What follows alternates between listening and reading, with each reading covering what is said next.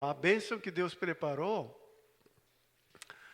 para aqueles que escolhem um caminho estreito com Ele, não pode ser vista antes da decisão de ser tomada. Cordeiro providenciado por Deus como sacrifício no lugar de Isaac, só se tornou visível depois que Abraão decidiu obedecer. Deus, Jeová Jiré, permanece oculto até que tomemos a decisão de confiar e obedecer, entregando o futuro em suas mãos. Puxa, essa frase marcou essa semana, irmãos. Marcou, grifei, fiquei refletindo. Puxa, como isso é verdade. Jeová Jiré, primeiro nome que Abraão deu. De onde surgiu isso? O primeiro nome que Abraão deu, nome de Deus. Nosso Deus é Jeová Jiré. Jeová Jiré significa Deus que prepara. Prepara as coisas antes. Deus fala para, mata seu filho, Isaac. Então Abraão obedeceu, subiu na montanha, subiu. Então ele pegou faca e ia matar o filho. E o anjo do Senhor, desesperado, a Bíblia fala, né? Desesperado, o anjo de Deus. Porque Abraão ia obedecer mesmo. Para. Eu já vi que você quer obedecer. E o anjo de Deus fala, tem uma ovelha ali, você mata a ovelha, não o seu filho, tá bom? E Abraão fala, Deus é um Deus que prepara. Jeová Jiré. Amém? Só que ponto importante. Você só vai encontrar e enxergar aquela ovelha aonde? Lá na montanha. Lá em cima.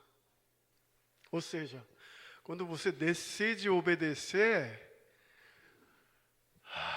aí sim, você vai ver esse Deus vivo. Olha que frase legal. Deus, Jeová Jiré, permanece oculto. Muita gente não consegue experimentar esse Deus vivo porque não quer obedecer. Pastor, eu não sei qual é a vontade de Deus. Você já sabe, rapaz. Não falta no culto. Não falta no culto. Ora, obedece. Só que não quer. Olha esses versículos. Jesus fala, quem tem os meus mandamentos e obedece, é esse que me ama. Não é aquele que sabe tudo sobre Bíblia. Isso e aquilo. Não, aquele que pratica, aquele que obedece. E olha esse versículo, assim como por meio da desobediência de Adão, um homem, muitos se tornaram pecadores. Mas também por meio da obediência de um só homem, muitos se tornaram justos. Jesus falou, irmãos, Jesus foi marceneiro. Ele sabe o que é dor, cortar a mão. Ele sabe como isso dói. Não é minha vontade carregar a cruz, mas faça a tua vontade, Deus. Ele obedeceu. Hoje eu quero compartilhar com vocês sobre parábola do semeador. Parábola, o que é parábola? Parábola é simplificar para que as pessoas possam entender. Então, irmãos, para agricultores, imagina, os agricultores estão ouvindo, Jesus conta uma história assim. Uau, entendi tudo o que você está falando. Isso é parábola. Então ele contou bem simples. E parábola do semeador está no Mateus, Marcos, Lucas. No livro de Mateus está no capítulo 13, onde ele começa, o que é reino de Deus? Ele cita 7 parábolas. E parábola do semeador está no metade, 50%, 23 versículos. Então, ou seja, se você entendeu parábola do semeador, entendeu o que é reino de Deus. E contém 3 elementos. Um é semente, que é a palavra de Deus. Outro é solo, nosso coração. Terceiro é fruto, salvação, vida eterna, obra do reino de Deus. Então Jesus fala que tem 4 tipos de terra. Caminho de pedra, espinhos e boa terra. Jesus fala primeira terra é o caminho. O caminho Na verdade, caminho que romanos construíram é pedra. Então, quando você joga a semente aqui, não vai penetrar, vai morrer. Então, Jesus fala, né, que a semente foi jogada no caminho e Satanás veio, levou. Aqui, pedra. A pessoa recebe a palavra de Deus com alegria. Uau, gostei da palavra. Quando eu digo aqui, não é só ouvir pregação, estou falando de você meditar a palavra de Deus. Uau, gostei. Mas qualquer dificuldade desiste. E o espinho, Jesus fala no livro de Lucas, mundo e preocupação com o dinheiro sufoca a palavra de Deus, né? Então vamos ler aqui junto, né? Vamos ler junto com calma o que Jesus explicou. Vamos lá? As sementes que foram lançadas ao longo do caminho representam aqueles que ouvem a palavra. Mas Satanás vem imediatamente e tira a palavra semeada neles. Da mesma forma, as sementes lançadas sobre o solo rochoso representam aqueles que ouvem a palavra e a recebem imediatamente com alegria. Mas como não tem raiz, permanecem apenas por pouco tempo. Quando surge alguma tribulação ou perseguição por causa da palavra, logo se... E vamos ler junto também, para concluir, Jesus fala boa terra. Vamos ler junto também, vamos lá?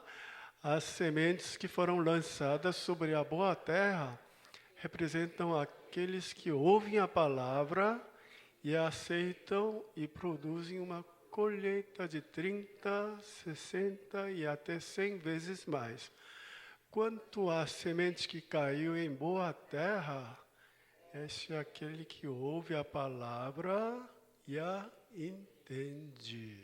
O primeiro desafio que eu quero deixar, irmãos, boa terra é aquela terra que ouve a palavra de Deus, compreendeu, entendeu.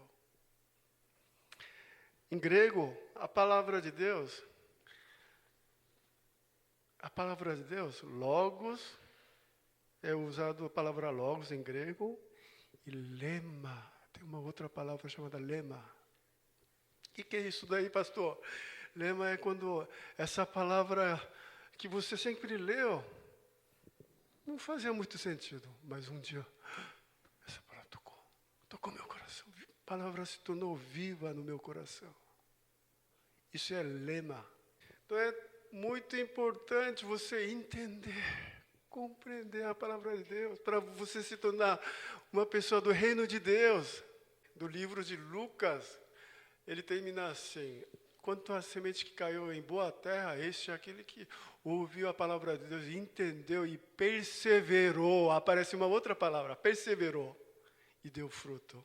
Que nós possamos entender, compreender, perseverar e dar muitos frutos, em nome de Jesus. Amém? Irmãos, quando Deus fala com você, acontece uma coisa. Antes você só julga, só vê problema dos outros, solução de problema dos outros, outro. Quando Deus começa a falar, sabe a grande mudança? O problema era eu, não era meu marido. E o outro ponto que eu quero compartilhar com vocês, a palavra de Deus é maravilhosa, né? Eu já preguei tantas vezes esse texto aqui, mas nunca tinha olhado com essa perspectiva. Sempre preguei assim: ei, seja boa terra, obedeça, tenha muitos frutos. Sempre foi assim. Mas dessa vez, eu comecei a enxergar Deus que semeia, continua semeando. Algo que mudou totalmente. Não é nosso esforço humano. Irmãos, eu fui agricultor. Meu pai tinha fazenda, a gente plantava, tinha bois. No inverno rigoroso, meu pai guardava semente para plantar ano que vem, arroz. Semente é muito importante, porque sem semente você não vai semear, ter frutos. Então, até hoje eu lembro que ele guardava lá em cima, para nenhum animal pegar, ninguém pega aquilo lá, hein? Mas veja esse agricultor. Ele jogou semente aonde? Na terra. tijolo. Não vai ter fruto, mas continua a jogar ali. Continua a jogar a semente, onde está cheio de espinho. Uma forma de você interpretar bem a palavra de Deus é você encontrar palavra-chave, palavra que repete várias vezes naquele texto. Porque geralmente é a mensagem que Deus quer passar. E a palavra-chave em grego aqui é a palavra semear. Aparece 6 vezes. Voz passiva é a mesma palavra semear, encaíram. Ouça, o semeador saiu para semear. Ao semear, algumas pessoas foram semeadas à beira do caminho. Outras foram semeadas, outras foram semeadas. Então, o foco aqui não é a terra que consegue produzir, e sim um Deus fiel, é um Deus zeloso, é um Deus que continua a jogar a semente. Mesmo muitas vezes sabendo que aquele não vai dar fruto, mas mesmo assim. Eu não sei se vocês perceberam a profundidade dessa palavra de Deus. Me tocou muito. Deus continua a semear, irmãos. Deus não desiste de nós.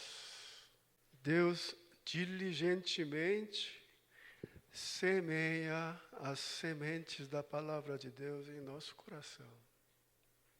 Através da palavra de Deus, através da pregação, através do louvor, às vezes quando você está orando, Deus fala com você. Ele usa várias circunstâncias, vários meios, continua a semear, continua a falar com você. Essa quarta-feira foi um dia marcante, um dia memorial para mim. Quarta-feira, mas pastor, por quê? O que aconteceu? É um dia comum. Eu cheguei aqui, tenho discipulado, mas eu cheguei um pouco mais cedo para começar a orar.